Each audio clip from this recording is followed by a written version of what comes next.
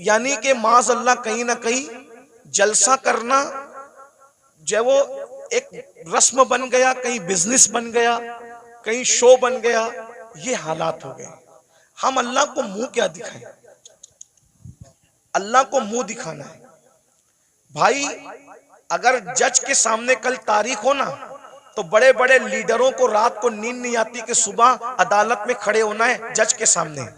हालांकि दुनिया का जज रिश्वत लेकर भी फैसला बदल सकता है, दुनिया का जज मुंह देखकर फैसला कर सकता है, दुनिया का जज चेहरा देखकर फैसला कर सकता है, लेकिन वो आदिल जिसकी बारगाह में अंबिया भी कांपेंगे, जिसकी बारगाह में अंबिया उसके महबूब भी नफसी नफसी पुकारेंगे, जिसकी बारगाह में फरिश्ते भी कांपेंगे, थर थर कांपेंगे।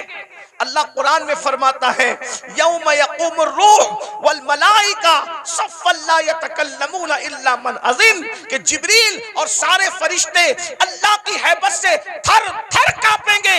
अरे जहां जिब्रील भी कांप रहे होंगे, हम अल्लाह को क्या मुंह दिखाएंगे? ये जन्नत को जितना आसान और सस्ता समझ रखा है हमने आप लोगों ने, इतनी सस्ती नहीं है। मैशर में पता चलेगा कि जो मुखलिस उलमा हमें नसीहत करते थे, हमें कान से सुन के दूसरे कान से उड़ा देते थे, हम उनकी बातों को नहीं लेते थे, उनकी बातों पर अमल नहीं करते थे, उस वक्त तो तुम पछताओगे, मगर उस वक्त का पछताना काम नहीं आएगा मेरे भाई। अगर होश के नाखून लेना है तो आज ले लो, संवरना है तो आज संवर लो, सुधरना है तो आज सुधर लो। एक बात मुझे याद आई, अब अगला उन्वान में नहीं पेश करता, 5 मिनट में अपनी बात पूरी कर लेता हूं 5 मिनट के अंदर, इसलिए कि आप सब बहुत अच्छे से सुन रहे हैं, लेकिन कहीं ना कहीं हमारे अंदर कमी है कि कुछ लोग यहाँ पे मेरे करीब गड़बड़ कर रहे हैं, उनको इसकी बात की अहमियत नहीं है। तो कोई बात नहीं, मैं 5 मिनट में बात पूरी कर लेता हूँ। इतना सुनिए, मुझसे और अल्लाह क्या क्या पूछेगा, आपसे मुझसे अल्लाह क्या क्या पूछेगा पता है? कुरान कहता है फमन यअमल मिस्काल ज़र्रतिन खैरन यरा वमन यअमल मिस्काल ज़र्रतिन शर्रन यरा। एक जर्रे के बराबर नेकी की होगी, अल्लाह तुम्हें वो भी दिखाएगा, और एक जर्रे के बराबर बुराई की होगी, अल्लाह तुम्हें वो भी दिखाएगा। सहाबा किराम ने इस आयत के नुज़ूल के बाद पूछा कि अल्लाह हमसे क्या क्या पूछेगा, तो आका इरशाद फरमाते हैं अगर तुमने नाखून के अंदर किसी की दीवार की मिट्टी भी खुरची होगी, तो अल्लाह क़यामत के दिन उस मिट्टी के बारे में भी तुमसे पूछे। अगर तुमने पिस्सू को, पिस्सू समझते, पिस्सू बहुत छोटा सा बारीक कीड़ा होता है, नजर भी नहीं आता, लेकिन चमड़ी पे बैठता है, काटता है तो आदमी झुंझला जाता है। अगर तुमने पिस्सू को गाली दी होगी, तो अल्लाह पूछेगा कि तूने पिस्सू को गाली क्यों दी थी, क्योंकि वो मेरी मखलूक है। अगर तुमने खटमल को गाली दी थी, तो अल्लाह तुमसे खटमल को गाली देने के बारे में भी पूछेगा। ये यहाँ जो दादागिरी, गुंडागर्दी, बाबागिरी जो कुछ कर रहे हो, और फिर सोचते हो कि जन्नत हाथ से नहीं जाने वाली, अल्लाह अल्लाह है, अल्लाह अल्लाह है। मैं बार बार कौम को कहता हूं, जो नबियों के बेटों को जहन्नम में डाले वो अल्लाह है, जो नबियों की औरतों को जहन्नम में डाले वो अल्लाह है, जो नबी के सगे चचा को जहन्नम में डाले वो अल्लाह है। अल्लाह अल्लाह है।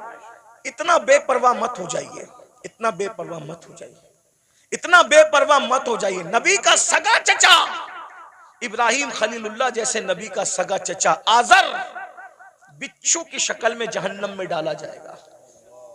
बताओ बताओ मेरे भाइयों, किस किस किस धुन में हो, किस मस्ती में हो, किस गफलत में हो।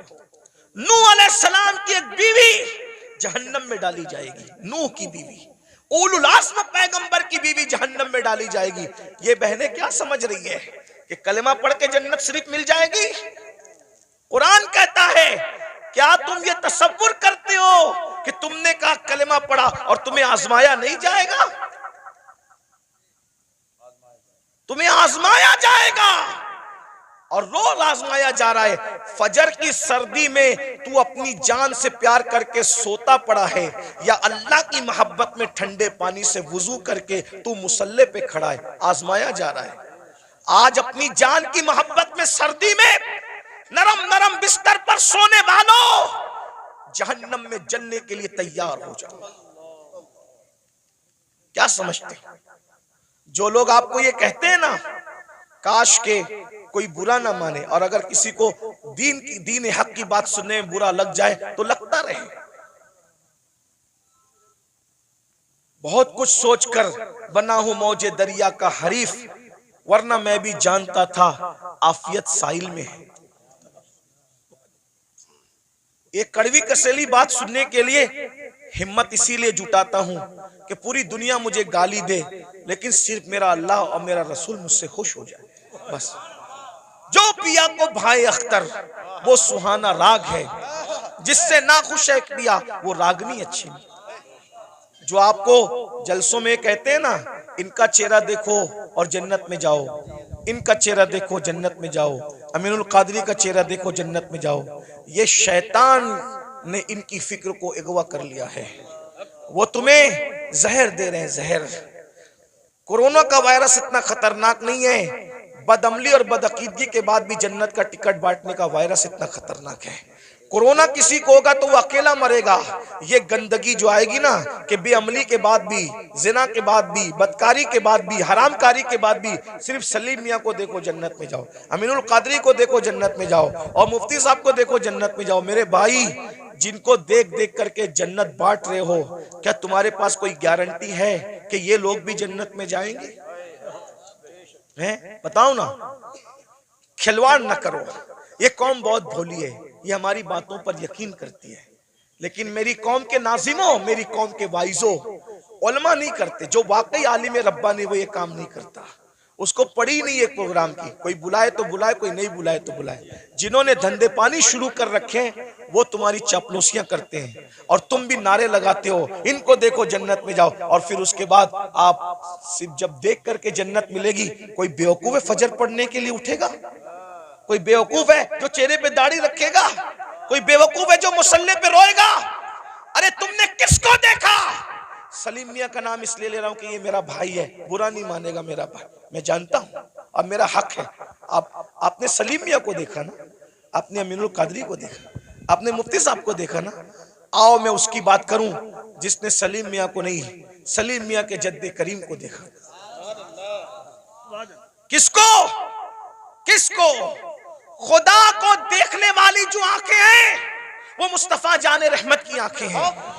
सैयदना फारूक आजम ने रसूलुल्लाह को देखा, बार बार देखा, हर बार देखा, जंग में देखा, अमन में देखा। अरे उमर तो ऐसे नमाजी थे कि पहले सब में नमाज पढ़ते थे, फिर भी हालत नमाज में कंकियों से नबी का चेहरा देखते थे। ऐसा नबी को देखने वाला, ऐसा नबी को देखने वाला। लेकिन जब उसी उमर इब्ने खत्ताब का आखिरी वक्त आया, उसी उमर इब्ने खत्ताब का, कौन उमर जिसका जिक्र तौरात में है, जिसका जिक्र इंजील में है, जिसका जिक्र कुरान में है, जिसके मशवरे की ताईद में कुरान की 22 आयतें नाजिल हुई है। मेरे भाइयों, 22 आयतें। ये जो वत्तखिज़ु मिन मकाम इब्राहीम मुसल्ला किसकी आयत, किसकी ताईद में आई? फारूक आजम की ताईद। जब रसूलुल्लाह ने काबे का तवाफ किया, काबे का तवाफ किया, सुन लो उमर कौन है, हमसे सुनो सैयदों से उमर कौन है, फारूक आजम कौन है? अल्लाह अकबर। फारूक आजम कौन? जब रसूलुल्लाह ने काबे का तवाफ किया तो सहाबा से मशवरा किया कि वाजिबुत तवाफ जो नफिल नमाज है कहां पढ़ी जाए। सहाबा का दिल खुश करने के लिए किसी ने कहा काबे के अंदर पढ़िए, किसी ने कहा हतीम में पढ़िए, किसी ने कहा यहां पढ़िए, किसी ने कहा वहां पढ़िए। फारूक आजम ने कहा या रसूल अल्लाह, जहां आपके दादा इब्राहिम अलैहिस्सलाम के कदम का निशान है वहां पर आप नमाज अदा कीजिए। अभी उमर ये कह रहे थे कि जिब्रील आ गए, कहने लगे वत्तखिज़ु मिन मकाम इब्राहीम मुसल्ला, जहां आपके दादा इब्राहिम के कदमों का निशान है उसको अपना मुसल्ला बना लीजिए। शराब की हुर्मत की बात फारूक आजम के मशवरे की ताईद में, पर्दे की बात फारूक आजम के मशवरे की। और कौन फारूक आजम? जिसके बारे में कहा मेरे बाद अगर कोई नबी होता उमर इब्ने खत्ताब होता। कौन फारूक आजम? जब फारूक आजम आ रहे हैं, जिब्रील अलैहिस्सलाम रसूलुल्लाह की बारगाह में मौजूद हैं, तो जिब्रील ने फारूक आजम को देख के मुस्कुराया। मेरे सरकार ने कहा क्यों मुस्कुरा रहे हो जिब्रील? हुजूर आपका यार उमर आ रहा है। तो आका ने फरमाया क्या मेरे उमर को आसमान वाले भी पहचानते हैं? मेरे उमर को आसमान वाले ही पहचानते हैं। तो जिब्रील अलैहिस्सलाम कहते हैं हुजूर जमीन वालों से ज्यादा उमर को आसमान वाले पहचानते हैं। और सरकार ने कहा जरा मेरे उमर की शान बयान कर दो जिब्रील। तो जिब्रील ने एक जुमले में शान बयान की। कहते हैं या रसूल अल्लाह, अगर मैं हजरत नूह की उम्र के बराबर यानी 1000 साल की उम्र लेकर के आऊं और उम्र की फजीलत बयान करता रहूं तो 1000 साल खत्म हो जाएंगे मगर उम्र की फजीलत खत्म नहीं हो सकती। इतनी बड़ी हस्ती है ना। रसूलुल्लाह को देखा। अब सुन लो उनका जिंदगी का आखिरी वक्त। फारूक आजम शहीद है। फारूक आजम शहीद है। अल्लाह अकबर। और किस हालत में शहीद है? हालत नमाज में। आखिरी वक्त आ गया। चारपाई पर फारूक आजम लेटे, पूरा जिस्म खून से लहू लहान है। फारूक आजम लहू लहान है पूरा जिस्म। फारूक आजम अपने बेटों से कहते हैं मेरे बेटो, मेरे बच्चों, तुमने मेरी फर्मा बरदारी की, मैंने जो कहा तुमने मेरी बात मानी, अल्लाह ने मुझे फर्मा बरदार औलाद अता की, आज मेरी फर्मा बरदारी करोगे आखिरी वक्त में? लोगों बच्चों ने कहा जी हुजूर जरूर करेंगे। फरमाया एक काम करो, मुझे चारपाई से उठा के जमीन पे डाल दो। देखो ये फारूक आजम के आखिरी लम्हात है, ये उनकी आजिज़ी है, ये उनकी इनकिसारी है, ये उनका इखलास है। जन्नत का कहाँ ख्वाब देख रहे हो भाइयों? ना वुजू आता है ना गुस्ल आता है। 2 रकअत नमाज जुमा पढ़कर ऐसे भागते हो जैसे स्कूल की छुट्टी होने पे स्कूल के बच्चे भागते हैं। भाइयों जरा सोचो ना, जरा गौर करो ना, जरा गौर तो कीजिए, अपने आप पे रहम कर लीजिए। हम में से कोई अल्लाह के अजाब को बर्दाश्त करने की ताकत नहीं रखता। हम में से कोई जहन्नम का सामना करने की ताकत नहीं रखता। मत आप धोखा दीजिए अपने आप को, मत फरेब कीजिए अपने आप से, अपनी आखिरत को तबाह मत कीजिए। वो मुसलमान बनिए जैसे हुजूर मुसलमान बनाने आए थे। सैयदना फारूक आजम फरमाते हैं मुझे चारपाई से उठाकर जमीन पे डाल दो। जब जमीन पे डाल दिया गया तो फारूक आजम खाक पर अपने चेहरा रगड़ने लगे और रोकर कहते अल्लाह उमर की बख्शिश कर दे। जिसको रसूलुल्लाह ने जन्नत की बशारत दी उसकी जिंदगी का एंड ये है। उमर की ये उनका खौफ खुदा है, ये उनकी आजिज़ी है, ये उनकी इनकिसारी है। अल्लाह उमर की बख्शिश कर दे, मगफिरत कर दे। रो रहे हैं, मैं उमर क्या जवाब दूंगा तेरी बारगाह में, उमर क्या हिसाब देगा तेरी बारगाह में। इधर का चेहरा रगड़ते, इधर का गाल रगड़ते हैं और अल्लाह की बारगाह में कहते हैं मुझे माफ कर दे, मेरे बुढ़ापे पे रहम कर दे। किसी ने कहा अमीरुल मोमिनीन आप तो वो है ना, आप वो हैं कि आपने इतना फतुहात, इतने फतुहात किए, ये काम किया दीन का, ये काम किया दीन का, ये काम किया दीन का। सर उठा के कहते हैं ओ मनकबत पढ़ने वाले खामोश, ये मनकबत पढ़ने का टाइम नहीं। क्या कहा? ये मनकबत पढ़ने का टाइम नहीं है। और हम तो माइक पर अपनी फजीलत सुन के खुश होते हैं, जबकि वो सही भी नहीं होती, झूठ होती है, झूठ होती है। अस्तगफिरुल्लाह। बहुत सारे नाजिम लोग 25,000 20,000 सिर्फ झूठ बोलने का लेते हैं। उस कौम को बर्बादी से कौन रोक सकता है जो कौम झूठ बोलने के लिए 25,000 रुपया देती है? आना सलीम मियाँ की करामत गढ़ के बयान करना 25,000 लोग, अमीनुल कादरी की करामत बयान करना 25,000 लोग, मुफ्ती साहब के बारे में बताना, इन जैसा तो आलिम रब्बानी जो है वो 200 साल में हुआ ही नहीं है, ये सब कहना। अरे सुनने वालों, तारीफ सुनने वालों, अल्लामा शरफुद्दीन यहिया मनीरी कहते हैं दुनिया में जितना बड़ा दावा करेगा कयामत के दिन उतनी बड़ी दलील अल्लाह को पेश करनी पड़ेगी। बताओ मेरे भाइयों कहाँ हो? जलसों का मिजाज बदल दिया तुम लोगों ने, सब चौपट करके रख दिया। दीन जलसों में नहीं होगा तो कहाँ होगा? फारूक आजम की जो मनकबत पढ़ी जा रही थी वो कोई नाजिम नहीं पढ़ रहा था, वो सच्ची मनकबत थी। अरे जिसकी मनकबत कुरान पढ़े उससे बड़ा वली कौन हो सकता है?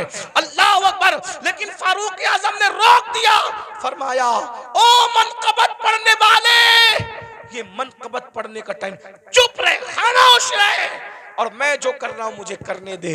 और फिर सर उठाकर लोगों से कहा लोगों तुम मेरी मनकबतें पढ़ते हो, सुनो। उमर तो बस इतनी तमन्ना रखता है अल्लाह की बारगाह में, अल्लाह ना मुझे कोई सवाब दे, जुमले सुनो फारूक, अल्लाह ना मुझे कोई सवाब दे, ना कोई मर्तबा दे, ना कोई मकाम दे, और ना मुझे अजाब दे, ना जहन्नम में डाले, वो मुझे बराबर सराबर ऐसे ही छोड़ दे तो उमर समझेगा कि उमर कामयाब हो गया। ये फारूक आजम की आजिज़ी है। और हम कहाँ है, किधर है? भाइयों तौबा करो, रमजान शरीफ करीब आ रहा है, इरादा करो एक भी रोजा नहीं छोड़ूंगा, सारे रोजे रखूंगा। इरादा करो तरावी नहीं छोड़ूंगा, पूरी तरावी जमात के साथ पढ़ूंगा, नमाज पाबंदी से पढ़ूंगा। अभी से तौबा करो, माहौल बनाओ, जहन बनाओ। और अगर आप दीन के करीब नहीं आए भाई, ऐसे ही आप आवारा गर्दी करते रहे, हराम लुकमा खाते रहे, गुनाह करते रहे, फिल्में देखते रहे, किसी का कुछ नहीं बिगड़ेगा। आप अपनी आखिरत को बर्बाद करोगे, तबाह करोगे। जब अल्लाह नबी की बीवी को उठा के जहन्नम में डाल सकता है, नूह अलैहिस्सलाम की बीवी की शक्ल में, अगर वो हमें जहन्नम में डालेगा, कौन बचाएगा, कौन रोकेगा? बताइए ना। नूह अलैहिस्सलाम अपनी बीवी को बचाएंगे? बोलो, नहीं बचाएंगे, बीवी को नहीं बचाएंगे। क्यों? इसलिए कि नबी जानता है जिसमें अल्लाह की रजा उसमें मेरी रजा है। नबी जानता है जिसमें अल्लाह की रजा उसमें मेरी रजा। इब्राहिम अलैहिस्सलाम अपने चचा को बचाएंगे? नहीं बचाएंगे। जिसमें अल्लाह की रजा उसमें मेरी रजा। गौर कीजिए, ये नहीं कह रहा हूं कि नबी बचा नहीं सकता, नबी जिसको चाहे बचा सकता है, लेकिन हम अल्लाह का जितना अदब करते हैं उससे ज्यादा अदब अल्लाह का अंबिया करते हैं। मौला जो तेरी रजा वो हमारी रजा। ये कुफ्र पर मरे, हम इनको नहीं बचाएंगे। तूने मना कर दिया, हम नहीं बचाएंगे। हाँ, अगर तूने इजाजत दी तो जिनको हम पहचानते भी नहीं है हम उसको बचा लेंगे, उनको बचा ले। नबी साहिब इख्तियार होता है, मजबूर नहीं होता। लेकिन नबी की अल्लाह से मोहब्बत और अल्लाह की बारगाह का अदब यह है कि कोई नबी अल्लाह का कहना नहीं तोड़ेगा। एक आखिरी बात आई, मैं वो बात कहने चला था, फिर बीच में बात आ गई। हम अल्लाह को क्या जवाब? लोग जिना कर रहे हैं, ये नौजवान छोकरे आज के 16-16, 17-17 साल की उम्र में जिना करते हैं, लड़के लड़कों के साथ बदकारियां करते हैं, क्या क्या जुर्म करते हैं, बुराइयां करते हैं। अल्लाह को क्या जवाब दोगे? अल्लाह के सामने बोल पाओगे कि हम जिना करके आए? बोलो, अल्लाह के सामने बोल के आओगे हम औरतों के पाप की नजर डाल के आए? अल्लाह के सामने बोल पाओगे कि हम बदकारी करके? बताओ, कुछ बोल पाओगे? नहीं बोल पाओगे। भाई, हम जब अपने पीर के सामने नहीं बोल सकते तो अल्लाह के सामने क्या जवाब दें? मेरे इमाम कहते हैं, करीम अपने करम का सदका, लई में बेकद्र को न शर्मा, तू और रजा से हिसाब लेना, रजा भी कोई हिसाब। और कहते हैं, सदका प्यारे की हया का, न ले मुझसे हिसाब, बख्श बे पूछे लजाए को लजाना क्या है। बहुत कठिन मंजिल है। हदीस पाक में आता है, अल्लामा इब्ने कसीर ने इस हदीस को लिखा है कि अल्लाह ईसा अलैहिस्सलाम को अपनी अदालत में खड़ा करेगा। किसको? किसको? पहचानते हो ईसा अलैहिस्सलाम को? हमारे नबी से पहले जो नबी आए वो कौन थे? ईसा अलैहिस्सलाम। और ईसा अलैहिस्सलाम कौन है आपको पता है? ये कंवारी मरियम, जिसको किसी मर्द ने हाथ भी नहीं लगाया, अल्लाह ने बिन बाप का कंवारी बतुल मरियम से ईसा अलैहिस्सलाम को पैदा किया। सुभान अल्लाह। अल्लाह ने इनको झूले में बोलने की ताकत अता की। ये कलेमतुल्लाह है, रूहुल्लाह है। इनको जब सूली देने की साजिश की गई तो अल्लाह ने इनको आसमानों पे उठा लिया। अब ध्यान देना, जब ये आसमानों पे उठा लिए गए तो इनके मानने वालों ने इनको कहा कि ईसा खुदा का बेटा था और मरियम खुदा की बीवी थी। माज़अल्लाह, अल्लाह का कोई बेटा नहीं है, अल्लाह की कोई बीवी। लेकिन उनके मानने वालों ने ये गंदगी फैला दी। तो अल्लाह उन मानने वालों ने जो गंदगी फैलाई ना, उस गंदगी के खात्मे के लिए, यानी अल्लाह हजरत ईसा से हिसाब लेने के लिए नहीं, तवज्जो, अल्लाह जानता है कि ईसा पाक है, मासूम है, उन्होंने कोई कसूर नहीं किया। लेकिन मैदान महशर में ईसाइयों को, क्रिश्चियन को रुस्वा करने के लिए, ईसाइयों को रुस्वा करने के लिए अल्लाह हजरत ईसा को अपनी अदालत में खड़ा करेगा। और अपनी अदालत में खड़ा करके अल्लाह पूछेगा कि ऐ ईसा, क्या तुमने इन ईसाइयों को, अपने मानने वालों को यह कहा था कि तुम अल्लाह के बेटे और तुम्हारी मां अल्लाह की बीवी है? तुमने ये बात कही थी? एक अल्लाह कौन सा सवाल करेगा? एक। हालांकि वो खुद बयान कर चुका कुरान में कि ईसा ने ऐसी कोई बात अलैहिस्सलाम नहीं कही, बयान हो गया सब। लेकिन वहां ईसाइयों को रुस्वा करने के लिए और शान ईसा को बताने के लिए कि ईसा अलैहिस्सलाम का दामन इस गंदगी से पाक है, अल्लाह पूछेगा तुमने ये बात कही थी ईसा? एक सवाल, अल्लाह सिर्फ एक सवाल करेगा ईसा जैसे पैगंबर से, उस मासूम से। तो मेरे आका की हदीस है, इसी एक सवाल पर ईसा अल्लाह से इतना डर जाएंगे कि उनके हर हर बाल से खून की फुहार निकलेगी। हर हर बाल से खून की फुहार। अल्लाह ने मुझसे सवाल कर लिया, मैं जवाब क्या दूं? अब बताएं, जब मासूम से अल्लाह सवाल करे तो उनके बाल बाल से खून की फुहार निकलेगी। पूरी जिंदगी हमने नमाज नहीं पढ़ी, अल्लाह पूछेगा तूने नमाज क्यों नहीं पढ़ी थी? क्या जवाब होगा? हैं? क्या जवाब? रात के 3-3 बजे तक गंदी फिल्में देखते थे, क्या जवाब होगा? दोस्ती लड़कों से इसलिए करते थे कि उनके साथ बदकारी करें, हैं? कौमे लूत का अमल करें। आका फरमाते हैं, जे कौमे लूत का अमल करने वाले लोग जिस बस्ती में रहते हैं, बस्ती वालों को मालूम है, मना नहीं करते, अल्लाह उस बस्ती पर एक दिन में 36 मरतबा लानत नाजिल करता है। कौमे लूत का अमल करने वाला कहीं भी मरेगा, वो अपनी कब्र में नहीं रह सकता, फरिश्ते उसको उठा के ले जाके वहां फेंक देते जहां कौमे लूत पे अजाब आया था। भाइयों, अपनी आखिरत ये दुनिया है। एक गालिब ने इसीलिए कहा था, डुबाया मुझको होने ने, न मैं होता तो क्या होता। सारा तो होने का झगड़ा है, इसलिए अब दुनिया में आ गए हो, सुधरो, तौबा करो, अल्लाह से डरो, अल्लाह के कानून के मुताबिक जिंदगी गुजारो। अल्लाह हम सबको तौफीक अता फरमाए। और आप सबको ये बात देखो, किसी भी जलसे में जाओ, चाहे मैं आऊं, चाहे कोई भी आलिम आए, कोई पीर आए, ये जो आप लोगों के अंदर ये आदत पड़ गई ना सेल्फी की, ऐसे धक्का दे करके कहते हो फोन करो, अदब कहाँ गया? मेरा अदब मत करो, मैं तो कोई काबिल ही नहीं, मेरी अपनी बात नहीं कर रहा, लेकिन जो अल्लाह वालों को ऐसे कोनी मार करके ऐसे सेल्फी ले रहे हो, इस सेल्फी से क्या होगा? पहले के लोग, इन बूढ़ों से पूछो, अल्लाह वालों से मिलते थे तो दुआ कराते थे, दुआ करा, क्यों? हजारों साल की मेहनत जहां नहीं पहुंचाती, वहां अल्लाह वालों की दुआ पहुंचाती। और आप लोग दुआ नहीं लेते। ये शैतान का दाव है आप लोगों पे कि दुआ से रोकने के लिए तुमको सेल्फी में मुब्तला कर दिया। और आप लोग सेल्फी, मोबाइल, हर जगह मोबाइल, हर जगह मोबाइल, सेल्फियां ले। क्या करोगे सेल्फी लेके? क्या फायदा है सेल्फी लेने का? मैं अभी हराम और नाजायज की बहस में नहीं पढ़ रहा हूं, लेकिन इतना कहता हूं, फायदा क्या? बताइए, क्या कर रहे हो?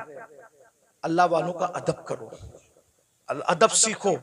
इनकी अदब की नजर पड़ेगी। वो एक गुलाम था जिसका नाम शमसुद्दीन था। शमसुद्दीन नाम का एक गुलाम था, लड़का था, बगदाद में गुलामी करता था बादशाह की। बादशाह ने कहा कि जा और जा करके फुला काम कर। तो उसने बादशाह से कहा, आपका अरबी घोड़ा मुझे दे दो तो मैं काम जल्दी से निपटा के आ जाऊं। तो जैसे ही अरबी घोड़े पे चला तो देखा एक चबूतरे पे, ओटे पे 3 वली बैठे। एक वली का नाम है हमारे मुर्शिद शेखुश-शुयूख शेख शहाबुद्दीन उमर सोहरवर्दी। एक वली है शेख नजमुद्दीन कुबरा। एक वली है हमारे मुर्शिद कुतुबुल अक्ताब सैयदी कुतुबुद्दीन बख्तियार काकी। तीनों बैठे। वो लड़का था शमसुद्दीन नाम का। देखा वली लोग नीचे बैठे, मैं ऊपर घोड़े पे, फौरन नीचे उतर गया, जूते हाथ में लिया। जितनी देर तक वो वली लोग नजर आए, घोड़े पे नहीं बैठा, उनके अदब में झुक के सलाम किया, आगे बढ़ा। सरकार कुतुबुद्दीन बख्तियार काकी की जबान से दुआ निकल गई, वो देखो दिल्ली का बादशाह जा रहा है। क्या कहा? वो देखो दिल्ली का बादशाह जा रहा है। किसी ने लुकमा दी, हजरत वो दिल्ली का बादशाह नहीं, वो मैं पहचानता हूं, वो लड़का है शमसुद्दीन बादशाह का गुलाम है।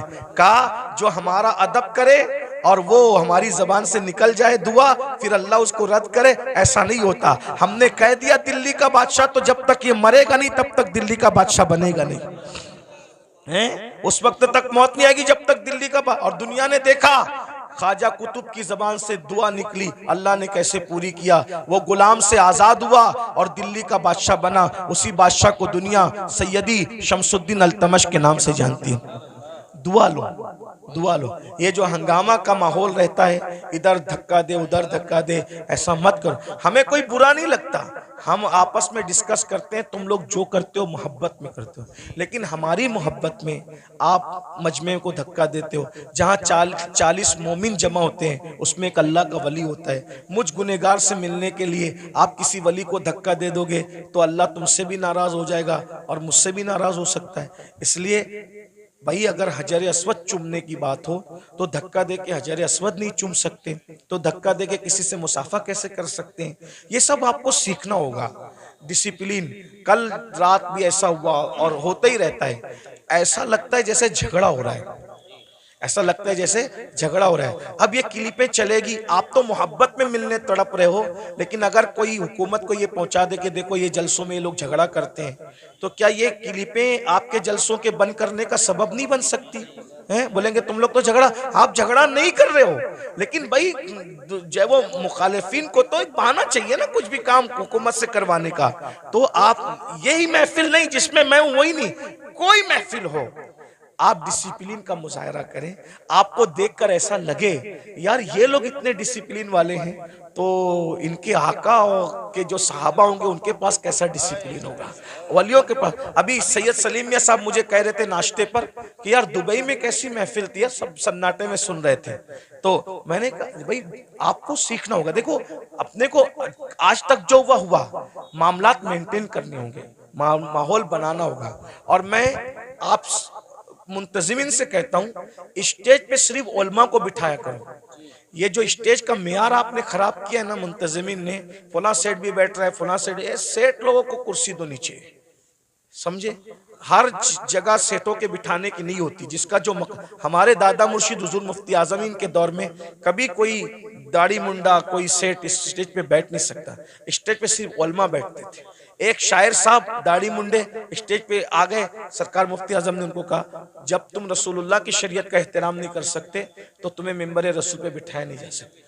यानी वो लोग अच्छा बुरे का कोई वो कि किसी को अच्छा लगे तो लगे, जिसको बुरा लगे तो, शरीयत एक नंबर पर है, अल्लाह की रजा एक नंबर पर है, वो ऐसे लोग थे। लेकिन आज हम लोग क्या है, कोई चंदा दे रहा है ज्यादा तो हमने दिन का कानून तोड़ दिया उसके लिए। ये सब अच्छी बात नहीं करो, ये सब इससे नुकसान होगा। फिर कोई भी स्टेज पे चढ़ के आता है, ये स्टेज की बात नहीं कर रहा हूं मैं, जनरल बात कर रहा हूं, आप इनसे बदजन मत होना इस जलसे वालों से, जनरल बात कर रहा हूं। तो ये सब मत करो, जिसका जहां मकाम है, उलमा जहां बैठते हैं उलमा बैठे, सेठ लोग मुखैर लोग जहां बैठते हैं उनको कुर्सी दे के बिठा दो, सियासी लीडर आना है उनको कुर्सी दे के बिठा दो, सबको इज्जत दो। मैं ये नहीं कह रहा हूं किसी को जलील करो, सब हुजूर का जो उम्मत है वो इज्जत के काबिल है, लेकिन जो कुर्सी में बैठे उसको कुर्सी दे दो, अच्छे से बिठा दो। स्टेज पे सिर्फ उलमा रहे, मुतशर्रा रहे। और जो मेरे स्टेज पे बैठे हुए लोग हैं उनसे भी कहता हूं आप लोग भी फोटो वोटो न खींचे। देखो हमारे बुजुर्गों ने फरमाया कि अगर आलिम दीन अगर जो है वो सुन्नत तर्क करेगा तो पब्लिक फर्ज पढ़ना छोड़ देगी, समझे? आलिम अगर चलते चलते रास्ते से टोपी उतारेगा तो पब्लिक, हाँ वो नहीं कहना चाहता था, सही कहा जी, सही कहा, यही कहा हुजूर मुफ्ती आजम ने, यही कहा, लेकिन कुछ चीजें माइक पे कहने की नहीं होती। आप अल्लाह आपको जज़ाए खैर दे, मेरा काम आसान कर दिया। यानी तुम टोपी उतार के सर नंगा करोगे, लोग अपना पूरा वजूद बगैर कपड़े का कर लेंगे, इसका ख्याल करें। तो ये मेरे भाई भी कुछ जो नौजवान हमारे जूनियर उलमा है ना, मैं उनसे माफी मांगते हुए कहता हूँ ये लोग भी सेल्फी लेने लगते हैं। आप लोग तो आपको देख के नीचे वाले भी लेंगे, है ना? तो मैं आपको ये नहीं कह रहा हूं कि मैं कोई फतवा देने आया, कोई साहिब फतवा आदमी नहीं हूं, लेकिन कम से कम महफिल के तकद्दुस का ख्याल करो, और हम जो करेंगे हमारी कौम भी वो करेगी। अब मैं देखना चाहता हूं कि आज से इस महफिल में कितना बदलाव आता है। अगर बदलाव आया तो समझ लूंगा कि मुझे दोबारा आना चाहिए इस तरफ, और अगर नहीं बदलाव आया तो समझ लूंगा कि गला सुखा कर कोई फायदा नहीं है, है ना? तो अभी हमें समझ में आ जाएगा।